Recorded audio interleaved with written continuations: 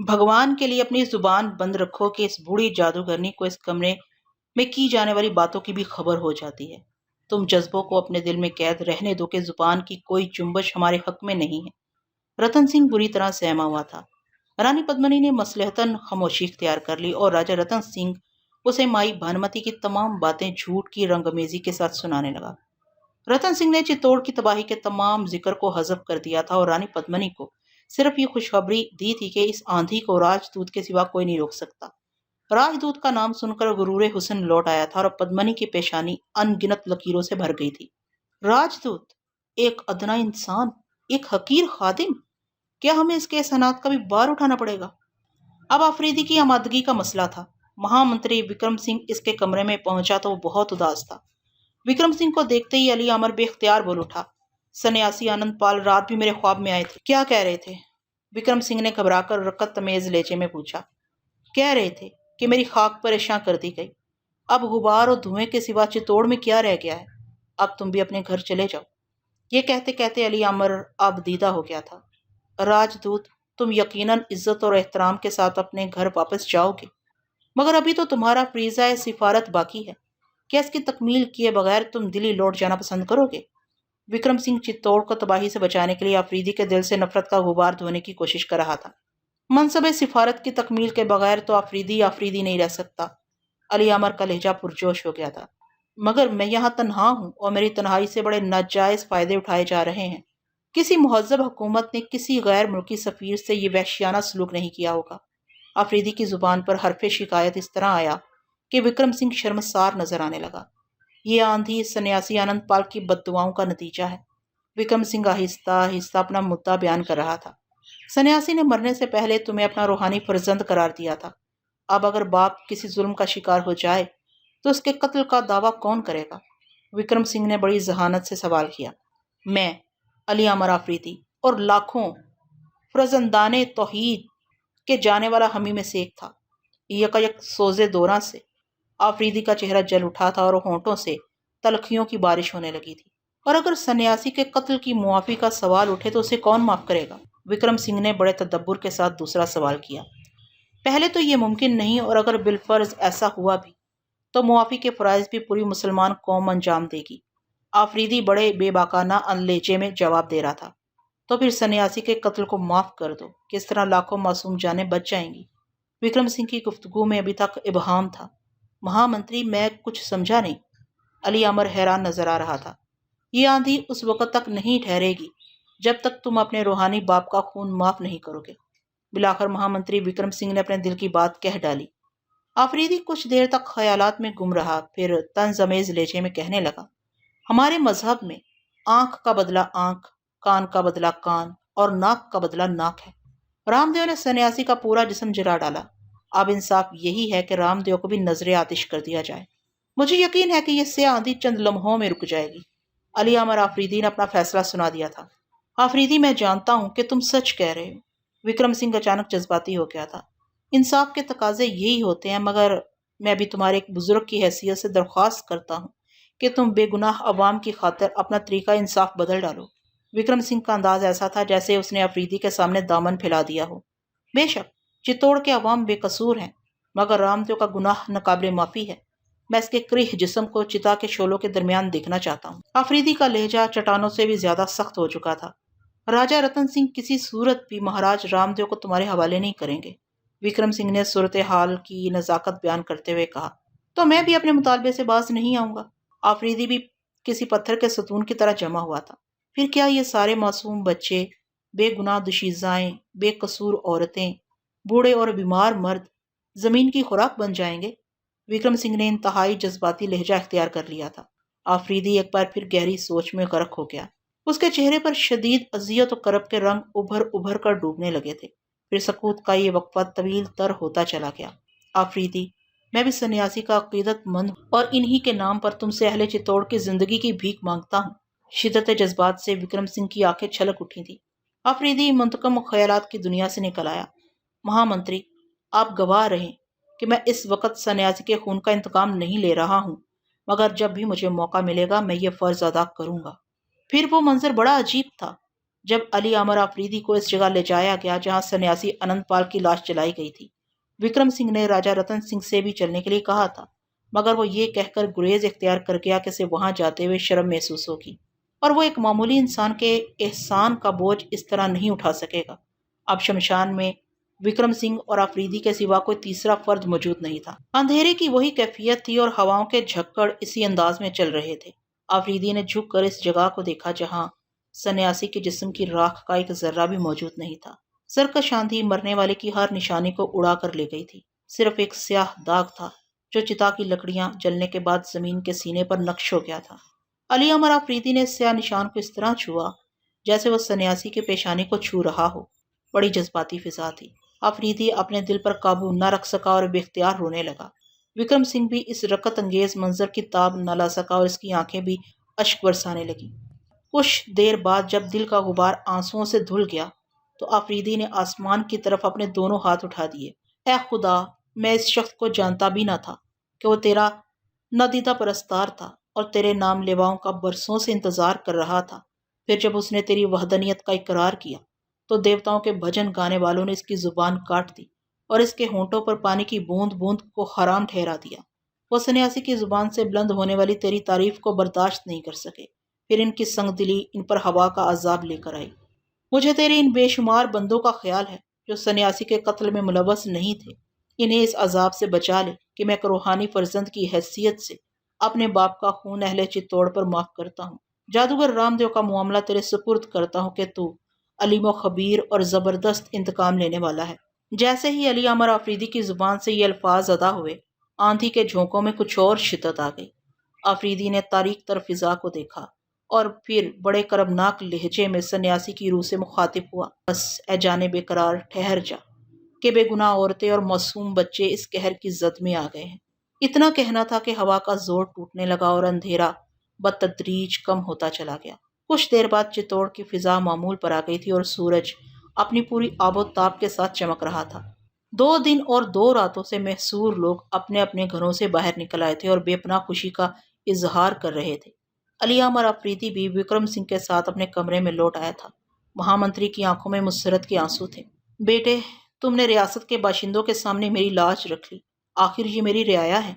मैं इनकी हलाकत और बर्बादी किस तरह देख सकता था। जाइए, आप राजा रतन सिंह और रानी पद्मनी की वहशियाना मुसरतों में शरीक होकर खुद को सुरखरू कर लीजिए। जाने वाला तो चला गया, ये रसन ये दार करोगे क्या। अफरीदी के लहजे में सारे जमाने की तलखियां सिमट आई थी। उसने अपने चेहरे की वहशत और दिल का दर्द छुपाने के लिए मुंह फेर लिया था। विक्रम सिंह आगे बढ़ा और उसने अपना लरसता हुआ हाथ अली अमर आफरीदी के कांधे पर रख दिया। राजदूत, तुम्हें क्या खबर कि ये बूढ़ा कौन है जिसे विक्रम सिंह कहते हैं। खैर, तुम बहुत जल्द पहचान जाओगे कि मैं राजा रतन सिंह की वहशतों में शरीक हूं या। विक्रम सिंह अपनी बात अधूरी छोड़कर कमरे से निकल गया। निर्मला कुमारी बड़ी हैरत से अपने बाप की बयान करदा तफसीलात सुन रही थी। फिर जब वो दूसरी आंधी के मौजू पर आया तो उसके होंठ कांपने लगे और आंखों में गहरी उदासियां करवटें लेने लगी। अब चित्तौड़ के मुस्तकबिल के बारे में तय हो चुका है कि तुम नहीं रहोगी और हम नहीं रहेंगे। शिद्दत जज्बात से विक्रम सिंह की आवाज लरस रही थी। जब 2 बड़े इंसान दीवार के दूसरी तरफ एक ही मंजर देखें तो आंखों का धोखा नहीं हो सकता। मैंने सन्यासी की बात पर शुबा नहीं किया, मगर एक खुद फरेबी सी थी कि शायद आने वाला अजाब टल जाए। फिर माई भानुमती ने भी इसी कहर की तरफ इशारा कर दिया। तो चित्तौड़ को कौन बचा सकता है। क्या आपकी सियासत भी इस मुकाम पर आजिज नजर आती है। निर्मला कुमारी अपने बाप को मायूस देखकर खुद भी उदास हो गई थी। सियासत कुछ देर के लिए तलवारों को शाही गुल तो बना सकती है, मगर आसमान के फैसलों को नहीं बदल सकती। विक्रम सिंह का लहजा डूबता जा रहा था। राजा रतन सिंह ने बहुत देर कर दी। तुम्हारी मगरूर बहन और महाराज रामदेव ने मसाइल को यहाँ तक उलझा दिया है कि अब मौत की खूनी उंगलियां ही गिरा कुशाई कर सकती हैं। जिंदगी के तो हाथ भी कट गए और नाखून भी टूट चुके हैं। फिर उकदे कौन सुलझाएगा। विक्रम सिंह रोने लगा था। काश पहले दिन ही किसी ने मेरी बात सुन ली होती, फिर क्या होता। निर्मला कुमारी बाप को इस तरह रोता देखकर बेकरार हो गई। शायद ये खतरा टल जाता। आंसुओं की नमी से विक्रम सिंह की आवाज भी बुझती जा रही थी। सन्यासी आनंदपाल को बेदर्दी के साथ कत्ल कर दिया गया। एक अजीम औरत तवाइफ ज़ादी करार पाई और सुल्तान अलाउद्दीन खिलजी जैसे ताकतवर हुक्मरां के राजदूत को मुसलसल जलील किया जा रहा है।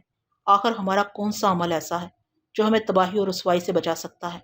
ये कहते कहते विक्रम सिंह के लहजे से गुस्से और झुंझलाहट का इजहार होने लगा था। आपके ख्याल में हिंदू धर्म के बागियों को माफ कर दिया जाता? निर्मला ने हैरान होकर अपने बाप से अजीब अंदाज में पूछा। कैसा धर्म और कैसे बागी? विक्रम सिंह यकायक भड़क उठा था। धर्म तो वो है जिसे बचाते बचाते माई भानुमति ने संसार को त्याग दिया और जिसका दिफा करते करते सन्यासी ने मौत को गले लगा लिया। धर्म वो नहीं जिस पर राजा रतन सिंह, रानी पद्मनी और रामदेव अमल करते हैं। ये तो पत्थरों का कानून है जिसे नर्मो नाजुक इंसानों के दिलो दिमाग पर मुसल्लत कर दिया गया है। विक्रम सिंह का जहनी इनकलाब मुकम्मल हो चुका था और दिल की सरकशी ने जुबान को भी बागी बना दिया था। बाप की बातें सुनकर निर्मला कुमारी मबहूत हो गई थी। क्या आप भी आज तक गलत रास्ते पर चलते रहे? मैं भी गुमराही का शिकार था, मगर सन्यासी ने अपनी जान की कुर्बानी देकर मुझे अंधेरों की दुनिया से बाहर खींच लिया। अब मैं रोशनी में खड़ा हूँ। चित्तौड़ की जिंदगी मामूल पर आ गई थी, मगर अली अमर आफरीदी की जिंदगी में नया हशर बर्पा हो गया था।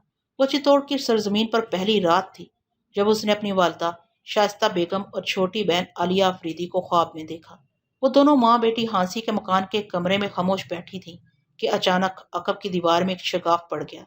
फिर दूसरे ही लम्हे इस शगाफ से एक दराज कामत स्यापोश इंसान बरामद हुआ। शाइस्ता बेगम और आलिया अफरीदी इस स्यापोश की मौजूदगी से बेखबर थी। वो स्यापोश दबे कदमों इनकी तरफ बढ़ा। फासला आहिस्ता आहिस्ता सिमट रहा था, यहाँ तक कि वो स्यापोश इनके करीब आ गया। नगहां शाइस्ता बेगम ने मुड़कर उसकी तरफ देखा, फिर चारों तरफ धुआं फैल गया। धुआं इस कदर गहरा था कि इंसानी आंख को कुछ नजर नहीं आता था। शाइस्ता बेगम और आलिया की चीखें गूंज रही थी। अली आमर शिद्दत खौफ से जाग गया और घबरा कर इधर उधर देखने लगा। कुछ लम्हों बाद जब नींद का खुमार टूटा और गिरदोपेश की धुंधली चीजें साफ नजर आने लगीं, तो उसे एहसास हुआ कि वो महज एक ख्वाब था। आफरीदी ने इत्मीनान का सांस लिया, मगर ये इत्मीनान आरजी था। अली आमर ने अपने चेहरे पर दोनों हाथ फेरे तो उसे ख्वाब की होलनाकियों का अंदाजा हुआ। सर से लेकर पांव तक आफरीदी का पूरा जिस्म पसीने में डूबा हुआ था। ये परेशान ख्यालात थे या हकीकत, आफरीदी इसका फैसला नहीं कर सका। उसने सारी रात जाग कर गुजार दी। अली आमर को माँ और बहन से बिछड़े हुए तकरीबन एक महीना हो गया था। रोजो शब के दायरे में इस मुख्तसर से वक्त की कोई अहमियत नहीं होती, मगर जब आफरीदी ने एक स्यापोश को शाइस्ता बेगम और आलिया की तरफ बढ़ते हुए देखा और फिर इनकी चीखें गूंजने लगी, तो उसे एहसास हुआ कि 30 दिन नहीं 30 सदियां गुजर गई हैं। एक बार यादों का गुबार उठा तो जहन बेशुमार वसवसों से भर गया। ये ख्वाब मुस्तकबिल के किस खतरे की अलामत है? सुल्तान इसके बारे में क्या सोचते होंगे? दरबार शाही में मलक काफूर की महबूबियत और फितना अंगेजियों का क्या हाल होगा? इसके पीछे रकासा जहरा जमाल पर क्या गुजरी होगी? अनगिनत सवाल थे जो आफरीदी के जहन पर मुसलसल यलगार कर रहे थे। इसने यादों की आग से दामन को बचाने की बहुत कोशिश की, मगर शोले थे कि रात भर लपकते ही रहे। एक लम्हे के लिए भी इसकी पलकें न झपक सकी। आफरीदी चाहता था कि रात के अंधेरे इसी वक्त छट जाएं और सुबह होते ही वो अपने सिफारती फ्राइज अंजाम देकर दिल्ली वापस चला जाए। इस दहशतनाक ख्वाब ने आफरीदी को अजीब से करब में मुब्तला कर दिया था। फिर जब सुबह हुई और सूरज अरावली की चट्टानों से उतर कर चित्तौड़ के मैदानों में फैल गया, तो महामंत्री विक्रम सिंह अली अमर आफरीदी से मिलने के लिए इसके कमरे में आया। सन्यासी आनंद पाल भी कत्ल हो चुके, आंधी भी थम चुकी और मुझ गुनहगार पर भी रामदेव मशक सितम कर चुका। आखिर अब इक्तदार का और कौन सा मशगला बाकी है? आफरीदी की जुबान पर हरफ शिकायत भी था और गहरा तंस भी। अब मुझे और कितने दिन बदतरीन कैदियों जैसी जिंदगी बसर करना होगी? विक्रम सिंह ने आफरीदी के बिगड़े हुए तेवरों को शिद्दत से महसूस किया और इस जज्बाती नौजवान को समझाने की कोशिश की। अब तुम्हारे लिए फिजा हमवार हो चुकी है। रियासत के अवाम तो इस राज से बेखबर हैं कि वो खौफनाक आंधी क्यों आई थी और फिर किसके इशारे पर रुक गई, मगर राजा रतन सिंह और रानी पद्मनी जानते हैं कि इस बला को टालने में पसे पर्दा तुम्हारा हाथ हरकत कर रहा है। विक्रम सिंह सियासत के खास लहजे में गुफ्तगू कर रहा था। अब राजपूत सम्राट तुम्हें ज्यादा दिन तक एक कमरे में महसूर नहीं रख सकता। ये कहकर विक्रम सिंह ने सरगोशी के अंदाज में अली अमर आफरीदी को तमाम वाकयात सुना दिए। ये अपनायत का पहला कदम था जो महामंत्री की तरफ से अली अमर की तरफ बढ़ा था। आफरीदी ने शुक्रगुजार निगाहों से विक्रम सिंह की तरफ देखा। आफरीदी, मैं भी तुम्हारा हमसफर हूँ, मगर मेरा सफर आग का सफर है। ये एक बड़ा अहम इशारा था जिसकी गहराइयों पर आफरीदी सोचता रहा और विक्रम सिंह कमरे से निकलकर राज दरबार में चला गया। राजा रतन सिंह माई भानुमति के तंजिया जुमले से धोखा खा गया था कि सुल्तान का पैगाम सुनकर इस के इज्जत वकार में मजीद इजाफा हो जाएगा। बिलाखिर ये तय पा गया कि राजदूत को कल किसी वक्त दरबार आम में पेश कर दिया जाएगा ताकि दूसरे राजपूत सरदार भी सुल्तान के पैगाम को सुन ले और रानी पद्मिनी के दामन पर शुबहात की जो गर्द जम गई है वो दूर हो जाए। विक्रम सिंह बहुत खुश था कि अनकरीब सियासी पेचीदगियों का कोई हल निकलने वाला था। फिजा में ठहराव सा पैदा हो गया था। मगर रामदेव के होश में आते ही एक बार फिर राज दरबार में किसी जल्जले की पेशेनगोई की जा रही थी। रामदेव अभी बिस्तर से उठने के काबिल नहीं हुआ था। उसका पूरा जिस्म पट्टियों से जकड़ा हुआ था, लेकिन हवास पूरी तरह बहाल हो चुके थे। होश में आते ही उसने अपने नायब शिवा और दूसरे चेलों के बारे में दरियाफ्त किया। फिर जब रामदेव को यह हकीकत मालूम हुई कि इसके सारे पुजारी मर चुके हैं और आश्रम नीस्तो नाबूद हो चुका है, तो वो किसी ज़िबा होने वाले जानवर की तरह चीखा। उसने माई भानुमति और अली अमर आफरीदी को गलीज तरीन गालियां दी और फिर अपने खिदमतगारों से कहा कि इसी वक्त राजा रतन सिंह को इत्तला दें, महाराज इनसे मिलना चाहते हैं। फिर जैसे ही राजा रतन सिंह रामदेव की अयादत के लिए हाजिर हुआ, तो इस फरेबकार साहर ने पहला सवाल यही किया, आंधी रुक चुकी होगी? रतन सिंह ने इस बात में सर को जुम्बश दी। रामदेव चीखा, मुझे मेरे ज्ञान ने यही खबर दी थी कि अगर इस नीच औरत भानुमति और राजदूत को एक ही वक्त में कत्ल कर दिया जाए तो ये आफत नगहानी चित्तौड़ के सर से टल सकती है। क्या सम्राट ने इन दोनों राक्षसों को नरक में पहुंचा दिया? रामदेव ने राजा रतन सिंह से बड़ा खौफनाक सवाल किया था। राजपूत सम्राट एक लम्हे के लिए सख्ते में आ गया था, मगर विक्रम सिंह ने फौरन ही बिगड़ी हुई बात को संभाल लिया। महाराज के हुक्म पर माई भानुमति को कत्ल कर दिया गया है। जैसे ही इसकी गर्दन तन से जुदा हुई, स्याह आंधी ने दम तोड़ दिया। जब एक शख्स के कत्ल से अजाब टल गया तो फिर दूसरे इंसान को हलाक करने की क्या जरूरत थी? विक्रम सिंह ने इस कदर बरखस्ता झूठ बोला था कि रामदेव के इसके बयान की सदाकत पर यकीन आ गया। नहीं सम्राट, दूसरे दुश्मन को भी कत्ल करना जरूरी है। जख्मी होने के बावजूद रामदेव का लहजा दरिंदों जैसा था। उसे जिंदा छोड़ देने में एक सियासी मसलहत है। अब की बार रतन सिंह ने रामदेव की बात का जवाब दिया था। हमारी सियासी मजबूरियां ये हैं कि हम एक गैर मुल्की सफीर को कत्ल नहीं कर सकते। और सुल्तान के संदेश का क्या होगा जिसकी वजह से मैंने 1 माह तक कठिन जाप किए हैं और सख्त तरीन आजार झेले हैं?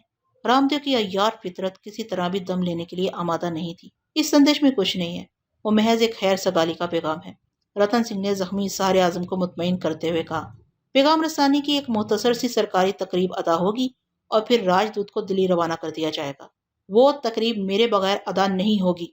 रामदेव चीख कर बोला, मुझे 4 आदमियों के कांधों पर उठाकर राज दरबार में ले चलना। मेरा ज्ञान तो जख्मी नहीं है। रामदेव का गुरूर अपने अरूज पर था। उसने अपने चेलों की मौत और आश्रम की तबाही से कोई इबरत हासिल नहीं की थी। राजा रतन सिंह और महामंत्री विक्रम सिंह मजबूरन सर झुकाए चले गए और फिर यह खबर सारे चित्तौड़ में आम हो गई कि कल दिल्ली का सफीर रानी पद्मिनी के हजूर सुल्तान का पैगाम पेश करेगा। विक्रम सिंह ने शाम होने से पहले ही अली अमर आफरीदी को यह खबर पहुंचा दी थी कि कल का दिन इसकी जिंदगी का अहम तरीन दिन होगा। आखिर तुम्हें एक राजपूत सम्राट के दरबार में जाना है। विक्रम सिंह ने उसे एहसास दिलाते हुए कहा, सन्यासी अनंत पाल के रिश्ते से मैं आपका एहतराम करता हूँ, वरना ईवाने खिलजी के सामने एक राजपूत हुक्मरान के दरबार की हैसियत ही क्या है? अली अमन ने आहिस्ता लहजे में कहा, जहाँ आंखें फर्श से ऊपर नहीं उठती और अक्सर बोलने वालों की कुव्वत गोयाई सलब हो जाती है, मैं इस दरबार का नुमाइंदा हूँ। अफरीदी की गुफ्तगू में इस कदर एतमाद था कि महामंत्री विक्रम सिंह शर्मसार नजर आने लगा था। मेरा ये मकसद हरगिज नहीं था, महामंत्री ने मोहब्बत अमेज लहजे में कहा, मैं तो तुम्हें उस महाज पर भी फातेह देखना चाहता हूँ। अपने हुक्मरान के खिलाफ? अफरीदी ने गैर इरादी तौर पर एक चुभता हुआ सवाल कर दिया। नहीं, सन्यासी अनंत पाल के कातलों के खिलाफ। विक्रम सिंह ने आगे की तरफ झुकते हुए सरगोशी के अंदाज में कहा, सितमगरों के खिलाफ, जाबरों और पत्थर के पुजारियों के खिलाफ। ये कहकर विक्रम सिंह चला गया और अफरीदी रियासत चित्तौड़ के वजीर आजम के बारे में सोचने लगा, जिसका रवैया एक तरफ मुशफ़क़ाना था और दूसरी तरफ नाकाबिले फहम। वो रात चित्तौड़ के हुक्मरान तबके के लिए एक अजीब रात थी। अचानक रतन सिंह के मुंतशिर जहन में खौफनाक तस्वुर ने सर उभारा। क्या मुझे मोहलत तो नहीं दी गई है कि मैं मुतमईन हो जाऊं और फिर अचानक मुझ पर रामदेव से भी ज्यादा शदीद अजाब नाजिल हो जाए? ये रूह को पिघला देने वाला ख्याल था। रतन सिंह ने रानी पद्मिनी से तो अपने खदशात का इजहार नहीं किया, मगर वहशत दिल पर काबू पाने के लिए तेज शराब का सहारा लिया और नर्मक उदास बिस्तर में मुंह छुपाकर सो गया। रानी पद्मिनी जाग रही थी और इसका मगरूर जहन हर परेशानी से आजाद था। माई भानुमति के इंकशाफ से पहले वो इस सिलसिले में अक्सर सुल्तान अलाउद्दीन खिलजी की जात को नजेबा कलमात का हदफ बनाती रहती थी कि एक मुसलमान हुक्मरान के सबब राजपूत सरदारों के दरमियान इसकी शख्सियत मशकूक बनकर रह गई थी। मगर जब राजा रतन सिंह ने माई भानुमति की पेशगोई मुंतकिल की थी कि सुल्तान का तोहफा कबूल करने के बाद इसके इक़्तिदार में मजीद इजाफा हो जाएगा, तो रानी पद्मिनी बहुत ज्यादा मुतमईन नजर आने लगी थी। माई भानुमति इसके नजदीक एक मातूब औरत थी, लेकिन जब इस तवाइफ जादी ने पद्मिनी को अच्छी खबर फराहम की तो पद्मिनी की दिली नफरत में तो कमी ना आ सकी, लेकिन नखवत और तकब्बुर में मजीद इजाफा हो गया और वो ख्यालों की दुनिया में अपने इक़्तिदार को वसी तर होता हुआ देखती रही। इस रात रानी पद्मिनी के इत्मीनान की एक वजह यह भी थी कि वह रियासत चित्तौड़ को नाकाबिले तस्खीर समझती थी। पद्मिनी के ख्याल में अगर सुल्तान ने उसे जंग की धमकी भी दी तो वह किसी पागल की चीख की तरह रायगा जाएगी। वो एक ज़हीन और तलीम याफ्ता औरत थी, सियासी अमूर में भी उसे बड़ा दखल था, इसीलिए राजपूताने की पूरी तारीख इसके जहन में महफूज थी। पद्मिनी ने कुछ देर के लिए राजपूतों की माजी की तारीख पर एक चढ़ती सी नजर डाली। इसने आलम तस्वुरात में पृथ्वीराज चौहान को खून में नहाते हुए देखा।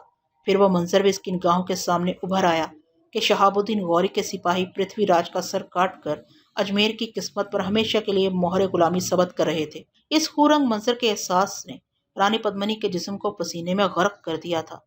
फिर दूसरे ही लम्हे इसके जहन में राजपूत हेमराज का पैकर उभर आया, जिसने बगावत करके मुसलमानों से अजमेर का इक़्तिदार छीन लिया था। इस तसव्वुर ने रानी पद्मिनी को चंद सातों के लिए सरशार कर दिया, मगर ये सातें आरजी थी। रानी पद्मिनी ने अपने जहन के पर्दे पर एक और मुसलमान हुक्मरान कुतुबुद्दीन ऐबक के चेहरे को उभरते देखा। ऐबक ने राजपूत हेमराज को जिल्लत तमेज शिकस्त देकर इस इलाके से चौहानों के इक़्तिदार को हमेशा के लिए खत्म कर डाला। रानी पद्मिनी बड़े इस्तराब के आलम में बिस्तर पर करवटें लेने लगी। वो राजमहल के एक आरास्ता कमरे में मौजूद थी, लेकिन इसका मुंतशर जहन माजी की शाहराहों पर भटक रहा था। अचानक पद्मिनी को जालोर का किला याद आ गया, जिस पर सुल्तान शमसुद्दीन तमश ने जलगार करके राजा उड़ीसा को शिकस्त पाश दी थी और इस राजपूत हुक्मरान को मुस्लिम हुकूमत का खराज गुजार बनने पर मजबूर कर दिया था। ये एक और लज्जा खैज मंजर था जिसकी यादों ने रानी पद्मिनी को कुछ देर के लिए बेकरार कर दिया था। फिर इसकी नजरें भटकते भटकते रंथरजूड़ की तरफ चली गईं। इस कले पर सुल्तान शमसुद्दीन तमश के वजीर अल्लाह खान का परचम लहराता देखकर पद्मिनी के सीने में नफरत की आग भड़क उठी थी, मगर ये आग फौरन ही बुझ गई कि उसे रियासत चित्तौड़ का किला नाकाबिले तस्खीर नजर आ रहा था। रानी पद्मिनी के दिल में एहसास गुरूर फिर करवटें लेने लगा और ये बात इसके जहन पर नक्श होकर रह गई कि अगर चित्तौड़ नाकाबिले तस्खीर न होता तो मुसलमान हमलावर उसे भी पामाल किए बगैर चैन से नहीं बैठते। माजी और हाल के तमाम नशेब फराज पर गौर करने के बाद रानी पद्मिनी खुद कलामी के अंदाज में ये कहती हुई सो गई, चित्तौड़ का माजी, हाल और मुस्तकबिल आज़ादी के सिवा कुछ नहीं। गुरूरे हुस्न ने उसे बड़े रंगीन ख्वाब दिखाए थे। इस रात अगर कुछ लोग बेदार थे तो इनके ख्यालात में इनकलाब आ चुका था। ये जागने वाले महामंत्री विक्रम सिंह और इसकी बेटी निर्मला कुमारी थी। दोनों खामोश थे और गहरी सोच में डूबे हुए थे। यकायक निर्मला ने सकूत तोड़ा और अपने बाप से पूछने लगी, आपके ख्याल में आने वाली सुबह अहले चित्तौड़ के लिए क्या पैगाम लेकर आएगी? वो पैगाम ज्यादा खुशगवार नहीं होगा। विक्रम सिंह ने बड़ी जहानत से एक एक लफ्ज का इस्तेमाल किया था। माई भानुमति ने तो एक अच्छी पेशगोई की है। निर्मला ने राजा रतन सिंह के दोहराए हुए अल्फाज को बुनियाद बनाकर कहा। यह चित्तौड़ की बदनसीबी है कि रतन सिंह माई भानुमति के अल्फाज का सही मफहूम ना समझ सके। विक्रम सिंह ने इशारतन कहा, अगर राजपूत सम्राट माई के अल्फाज की गहराई को समझ लेते तो इनकी नींदें हराम हो जाती और रानी पद्मिनी के शोला रंग रुखसार बुझकर धुआं हो जाते। क्या आपको इस सूरत हाल पर कोई अफसोस नहीं है? निर्मला कुमारी ने एक बार फिर वही सवाल किया था जिससे इसकी रूह की बेचैनी का इजहार होता था। हाँ, मेरा इनसे कोई रिश्ता नहीं रहा। इनके देवता अलग हैं और मेरा खुदा अलग। आज विक्रम सिंह ने अपने दिल की बात साफ साफ कह दी थी। निर्मला कुमारी पहले भी बाप की गुफ्तगू सुनकर हैरान होती रही थी, मगर आज तो इसकी हैरत वहशत में बदल गई थी। क्या पुरखों का तमाम सरमाया लुट गया और क्या सारे देवी देवता टूटकर बिखर गए? निर्मला कुमारी का लहजा बहुत उदास था। देवता टूटने ही के लिए बनाए जाते हैं। पत्थर के मुजस्समे मौसम की ज्यादा सख्तियां बर्दाश्त नहीं कर सकते। महामंत्री विक्रम सिंह के लहजे में बड़ी जारहियत थी। तो फिर आप देवताओं से बेवफाई का ऐलान क्यों नहीं कर देते? निर्मला के लहजे में हल्की सी सख्ती नुमाया हो गई थी। अपने अकायद को सीने में छुपाकर जिंदा रहना राजपूतों की शान नहीं, हकीकत की आग को बर्दाश्त करना इससे बड़ी बहादुरी है। विक्रम सिंह ने अपनी ज़हीन बेटी को समझाते हुए कहा, मैंने कई बार अपने अकायद का ऐलान करके नए रास्ते पर जाना चाहा, मगर हर मर्तबा तुम्हारी मासूम यादों ने मेरा दामन पकड़ लिया। यकायक विक्रम सिंह का लहजा रकत तमेज हो गया था। मैं अपनी हलाकत से नहीं डरता, मगर मरने के बाद तुम्हारी तन्हाई और बेचारगी से खौफ आता है। रामदेव के मानने वाले तुम्हें बहुत आज़ार पहुंचाएंगे। अगर चित्तौड़ के हुक्मरान मुझे तुम्हारी आबरूमंदाना जिंदगी की जमानत दे दें तो मैं इसी वक्त सन्यासी अनंतपाल के नक्शे कदम पर चलने के लिए तैयार हूँ। फिर क्या आप दिल्ली से आने वाली हवाओं के तर्जमान बन जाएंगे? निर्मला के चेहरे की अफसुर्दगी जायल हो चुकी थी, मगर हैरत बदस्तूर कायम थी। यकीनन, विक्रम सिंह ने पूरे एतमाद से जवाब देते हुए कहा। तो फिर किस चीज का इंतजार है? निर्मला कुमारी ने एक और मुश्किल सवाल कर दिया था। इन आने वालों का, जो औरतों की इज्जत और नामूस के मुहाफिज हैं। विक्रम सिंह ने बड़े असरंगेज लहजे में कहा। वो कब आएंगे? अब निर्मला कुमारी भी बेचैन नजर आने लगी थी। बस आया ही चाहते हैं। सन्यासी ने भी यही कहा था और माई भानुमति की भी यही पेशगोई है। ये कहते कहते विक्रम सिंह के चेहरे की चमक कुछ गहरी हो गई थी। फिर जब वो आ जाएंगे तो मैं तुम्हें इनके हवाले करके सन्यासी से जा मिलूंगा। अब मुझसे इनकी ये जुदाई बर्दाश्त नहीं होती। एक एक लम्हा फिराक सदियों की तरह गुजर रहा है। शिद्दत जज्बात में विक्रम सिंह रोने लगा था। बाप को इस कदर अर्जुदा देखकर निर्मला भी रोने लगी थी। जब इंसानी कहकहे और खुशियां एक घर में सिमट जाते हैं तो पूरी बस्ती आहुजारी में मुब्तला हो जाती है और एक एक आंख अश्क बरसाने लगती है। विक्रम सिंह इंसानी मजालिम की तारीख बयान कर रहा था। अगर हमने ये कहकहे और खुशियां बराबर से लोगों में तकसीम कर दी होती तो फिर वो अजाब कभी ना आता। मगर अब इसे कौन रोक सकता है कि वक़्त गुजर चुका और मोहलत खत्म हो चुकी है। ये कहकर विक्रम सिंह रोशन फानुसों, जगमगाते कमकमों और पिघली हुई काफूरी शमों को देखने लगा। कौन जाने कैसा अंधेरा है। महामंत्री का कमरा उदासियों का मकबरा बनकर रह गया था। विक्रम सिंह ने बुझी बुझी फिजाओं का असर जायल करने के लिए निर्मला से कहा, बेटी अब सो जाओ कि आने वाली सुबह हमारे तमाम अंदेशों का खात्मा कर देगी और जहनों पर छाया हुआ गुबार चढ़ जाएगा। बाप का हुक्म सुनते ही निर्मला अपने बिस्तर पर तराश हो गई। तमाम रोशनियां गुल कर दी गईं, मगर अंधेरे में भी इसका जहन बर्की लहरों का मरकज बना हुआ था और इस नामहरम मर्द के बारे में मसलसल सोच रही थी जिसने सन्यासी अनंत पाल से इसके अकायद छीन लिए थे। और अब वो विक्रम सिंह को जेर करता हुआ खुद इसके अपने दिलो दिमाग पर हमलावर हुआ था। महामंत्री विक्रम सिंह और निर्मला कुमारी के साथ अली अमर आफरीदी भी अपने कमरे में जाग रहा था। बार बार उसकी समात में सुल्तान अलाउद्दीन खलजी का एक ही जुमला गूंज रहा था, आफरीदी, हुस्न की अदालत में हमारा मुकदमा तुम्हारी वकालत के रहमो करम पर होगा। सुल्तान का ये एतमाद बड़ा अजीब एतमाद था और सिफारत की जिम्मेदारी थी, और इसी एतमाद ने आफरीदी के दिल में और जिस्म पर बड़े जख्म सजाए थे और वो इन्हीं जख्मों को सजा कर सरबज़्म यार चला जाना चाहता था। इसी दौरान सोचते सोचते कुछ देर के लिए अली अमर आफरीदी की आंख लग गई। पलक झपकते ही आफरीदी नींद की दुनिया में चला गया और फिर इसकी बंद आंखों के सामने एक ख्वाब रोशन हो गया। आफरीदी ने सन्यासी अनंतपाल को देखा। अब उसके मुंह से खून नहीं बह रहा था, लेकिन चेहरे पर शदीद अजियत और करब का रंग नुमाया था। आफरीदी ने सन्यासी से हुज़्न मलाल की वजह दरियाफ्त करना चाहिए, लेकिन सन्यासी इससे पहले ही बोल उठा, बेटे, तूने अच्छा किया कि चित्तौड़ के मासूम इंसानों को बचा लिया। इस आग को तेरे सिवा बुझाने वाला कोई न था। तेरी मोहब्बत ने भड़कते हुए शोलों को राख बना दिया और स्याह आंधी को बाद नसीम के खुशगवार झोंकों में बदल डाला। बुत परस्तों की इस रियासत पर तेरा एहसान है, मगर मगर तू नहीं जानता कि ये लोग बहुत नाशुक्रे हैं। अनकरीब तुझे बड़ी अजियतें पहुंचने वाली हैं। ये फरेबकार नए नए बहाने तराश कर तुझ पर हमलावर होंगे, लेकिन इन्हें तुझ पर गलबा हासिल नहीं हो सकेगा। अजीम शान फतह तेरा मुकद्दर होगी, मगर बड़ी खून रेजियों के बाद, बड़ी रुसवाइयों के बाद साबित कदम रहना कि तू अहले ईमान का अजीम वारस है। ये कहकर सन्यासी अनंतपाल रुपोश हो गया और अली अमर आफरीदी घबरा कर उठ बैठा। अब एक और नई नादीदा मुसीबत इसके मुंतजर थी। आफरीदी शदीद और हैरत और वहशत के आलम में बहुत देर तक सन्यासी की बातों पर गौर करता रहा। अनंतपाल का ख्वाब में आना बेसबब नहीं था। वह जिस खुनरेजी और रसवाई की तरफ इशारा कर रहा था, इसके बज़ाहिर कोई आसार नजर नहीं आ रहे थे।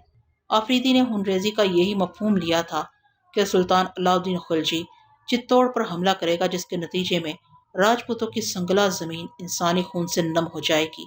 और इसके नज़दीक रसवाई का मतलब ये था कि राजा रतन सिंह या रामदेव कोई नई चाल चल कर उसे नए अंदाज की कोई अजियत पहुंचाएंगे। आफरीदी कुछ देर तक ख्वाब के असरात से परेशान रहा, फिर अपने जहन से तमाम अंदेशों को झटक कर आने वाली सुबह का इंतजार करने लगा। चित्तौड़ की वो सुबह आम दिनों से ज्यादा रोशन थी, मगर हुक्मरान तबके के जहनों पर एक गुबार सा छाया हुआ था। इसके बरक्स आफरीदी के दिलो दिमाग पर सरशारी किसी कैफियत तारी थी। महामंत्री विक्रम सिंह खिलाफ मामूल आज कुछ पहले ही आफरीदी से मिलने के लिए आया था और उसने सुल्तान के सफ़ीर को मुतला किया था कि तमाम इंतजामात मुकम्मल हो चुके हैं और उसे दोपहर से पहले राजपूत सम्राट के दरबार में पेश कर दिया जाएगा। उधर अली अमर आफरीदी रानी पद्मनी के दरबार में हाजिर होने की तैयारियां कर रहा था। उधर दिल्ली में अलाउद्दीन खिलजी की बेकरारियां अपने अरूज पर थीं। सुल्तान के दिन बेसकून और रातें बेख्वाब थीं। शाही महलात के ऐश परवर हंगामों में कोई कमी वाक़या नहीं हुई थी।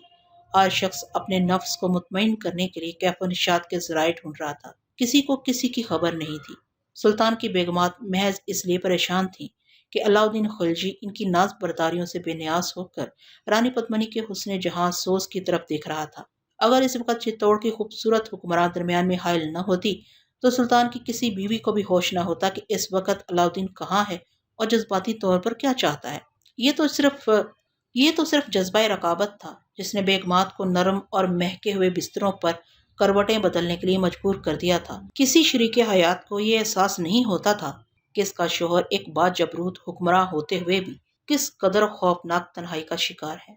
कई बीवियां और बेशुमार कनीजे होने के बावजूद अलाउद्दीन खिलजी खुद को अकेला समझता था और इस तन्हाई के एहसास को परवरिश करने में बेगमात की बेहिसी का बड़ा हाथ था। सुल्तान अपनी बेगमात को आला तरीन खिताबात अता करता था और इनके खाली दामनों को हर रोज नई आसाइशों से भर देता था, मगर खुद इसके अपने दिल की दुनिया वीरान ही रहती थी। वो तस्खीर आलम के ख्वाब देखता था और बेगमात अपने जिस्मों को आरास्ता करके आईनों के सामने खुद नुमाई करती रहती थी। वो अपने दुश्मनों से नबरद आजमा होने के मंसूबे बनाता था और बेगमात अपने नाहल रिश्तेदारों को नवाजने के लिए नित नई तकरीबात मुनक्कद करती रहती थी।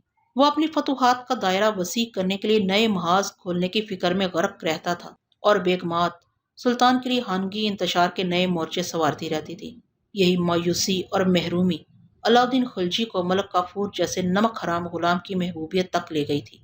फिर जब इस तरह में दिल नहीं बहला तो सुल्तान ने घर को आग लगाकर तमाशा देखना चाहा।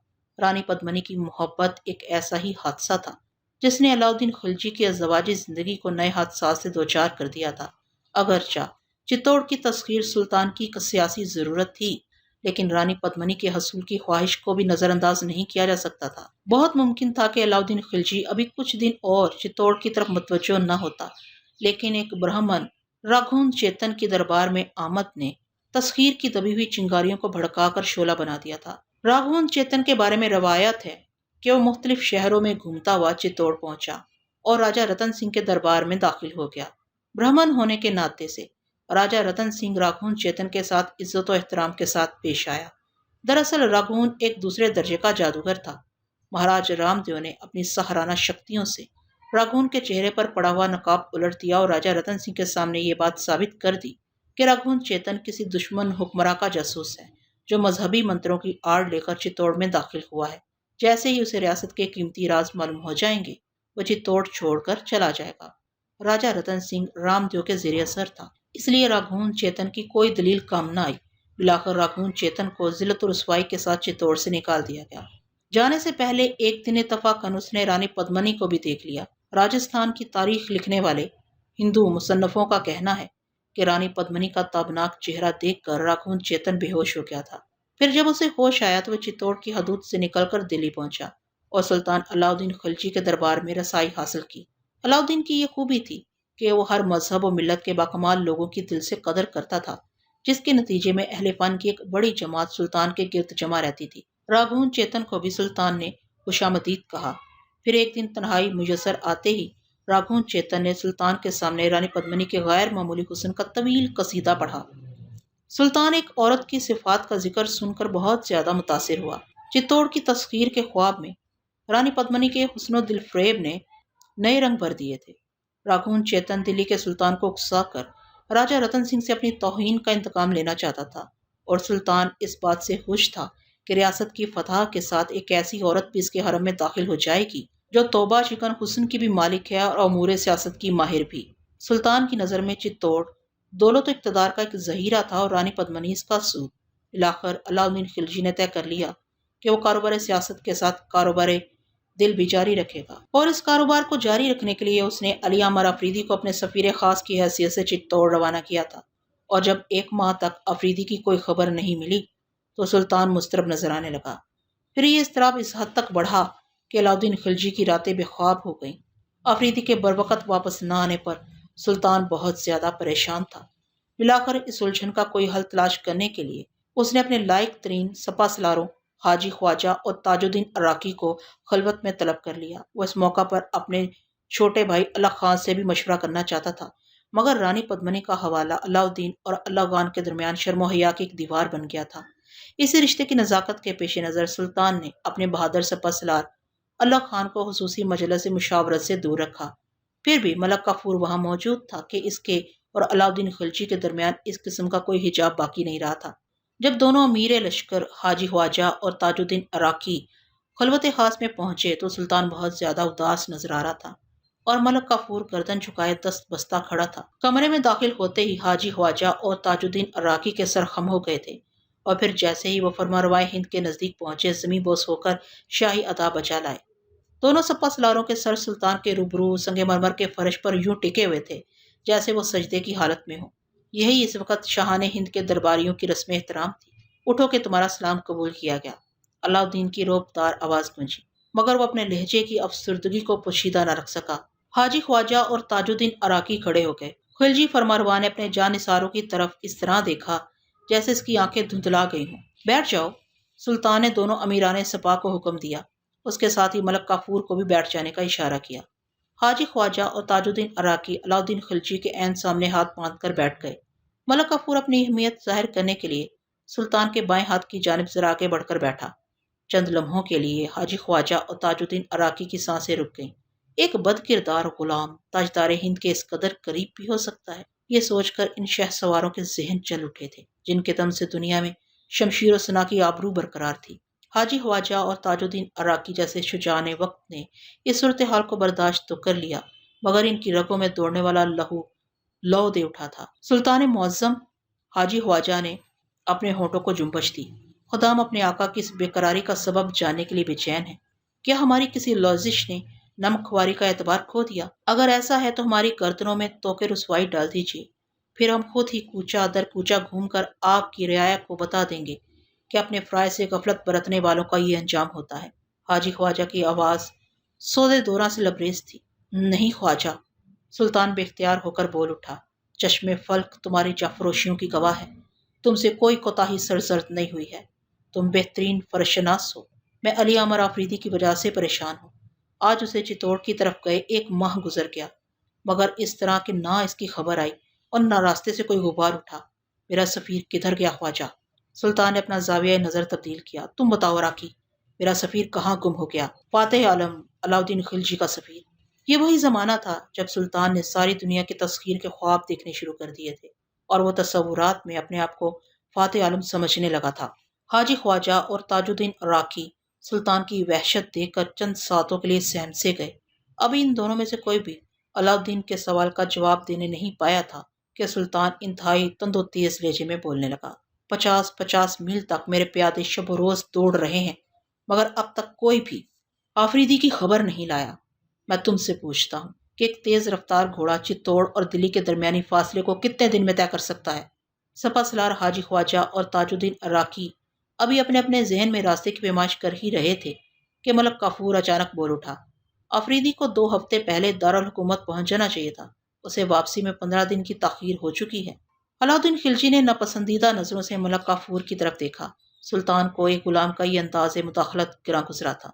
फिर भी वाली हिंद ने मलक काफूर को हाजी ख्वाजा और ताजुद्दीन अराकी के सामने रुसवा होने से बचा लिया। सुल्तान जी हशम, अफरीदी एक दुश्वार गुजार सफर पर रवाना हुआ है। इस सिलसिले में मौसम की खराबी या शाही सफीर की नासाजी तबाह को भी नजरअंदाज नहीं किया जा सकता। इस नाजुक तरीन सफारती मामले में 15 दिन की ताहीर कोई ज्यादा अहमियत नहीं रखती। बेशक हमारे लिए सुल्तान की बेकरारियां नाकाबिले बर्दाश्त हैं, मगर फिर भी इस गुलाम का मशवरा यही है कि आप पुरस्कून रहकर मजीद कुछ दिन आफरीदी का इंतजार कर लें। इंतजार तो हम कर ही रहे हैं अराकी। सुल्तान की पुरजलाल आवाज से खिलवत खास लर्ज उठी। फिर भी तुमसे पूछते हैं कि अगर आफरीदी नाकाम हो गया? यह कहते कहते अलाउद्दीन खिलजी के चेहरे पर अजियत नक वहशत नुमाया हो गई थी। आफरीदी की नाकामी खुद तुम्हारे सुल्तान की शिकस्त है। नहीं ए मालिक के चाहो जलाल, ऐसा नहीं होगा। अगर चित्तौड़ के हुक्मरानों ने आफरीदी की कदर नहीं की तो आपके गुलाम कोहसारों की हर बुलंदी से गुजर जाएंगे। सेहरा का एक एक जरा इनसे बेवफाई करेगा और फिर वही जमीन जिसे वो माँ कहकर पुकारते हैं इन पर तंग हो जाएगी। अराकी शोला बार लहजे में बोल रहा था। ये खुशामद का कोई अंदाज या मुसाहबत की कोई गदागराना रविश नहीं थी। ताजुद्दीन अराकी मैदान जंग में दुश्मनों के लिए इतना ही तुंदखू साबित होता था और इस वक्त भी सुल्तान के दुश्मनों की बात छिड़ी हुई थी। अलाउद्दीन खिलजी ने सताइशी नजरों से अराकी की तरफ देखा। अब इसके चेहरे पर वहशत व इज़्तिराब की बजाय सुकून व इत्मीनान के साए उभर आए थे।